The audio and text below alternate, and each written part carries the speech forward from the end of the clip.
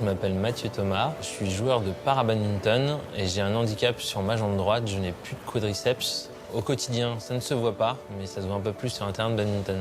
Ma plus belle médaille, c'est une médaille de bronze au championnat du monde. Il faut savoir que c'est un sport dominé par les Asiatiques, donc je suis très content en tant qu'Européen d'avoir fait cette médaille-là. Et actuellement, vice-champion d'Europe en double, donc récupérer ce titre-là l'année prochaine.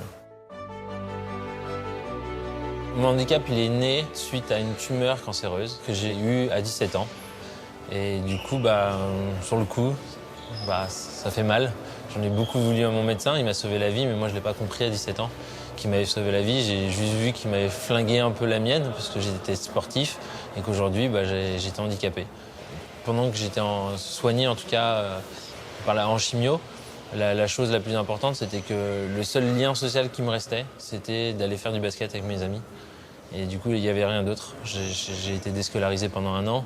Et du coup, ce lien-là, le sport m'a aidé en tout cas à combattre la maladie. Ça a été vraiment une source de dépassement et une source de motivation pour vaincre la maladie.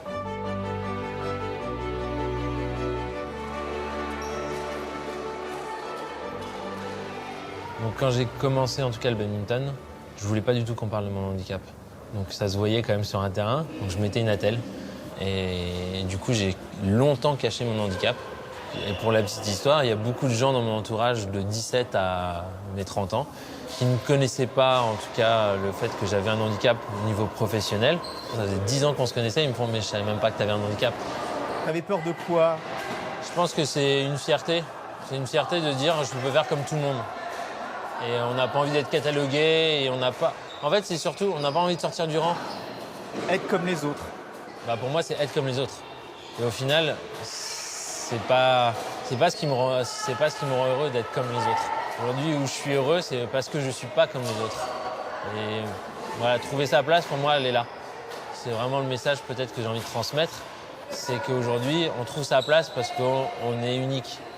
Et il faut puiser dans, au contraire, sa différence et vraiment construire sa personnalité autour de cette différence et la montrer vraiment au grand jour, l'accepter, d'être heureux de ça, de cette différence. Et c'est ce qui fait qu'on est unique. Et pourquoi aujourd'hui je le revendique, c'est parce que mon projet de vie, c'était d'aller faire les Jeux paralympiques.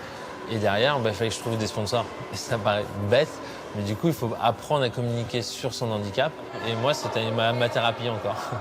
Ma thérapie auprès des gens et ça m'a aidé à accepter les choses. Et aujourd'hui, pour que je dise que c'est la meilleure chose qui me soit arrivée dans ma vie, cet handicap, c'est parce que c'est tout ce cheminement qui m'a amené à ça. La chose qui m'énerve le plus, c'est qu'aujourd'hui, qu'il n'y ait qu'une seule ligne à Paris, en tout cas de métro, accessible aux personnes en fauteuil. Et j'espère que pour Paris 2024, on va avoir beaucoup plus de transports en commun pour eux. Ce qui m'exalte, c'est toutes ces émotions que je vis sur un terrain. C'est des montagnes russes, réellement.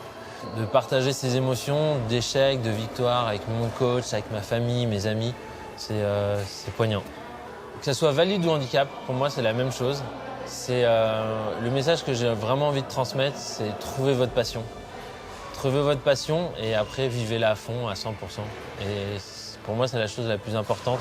S'accepter soi-même et trouver sa passion pour être heureux.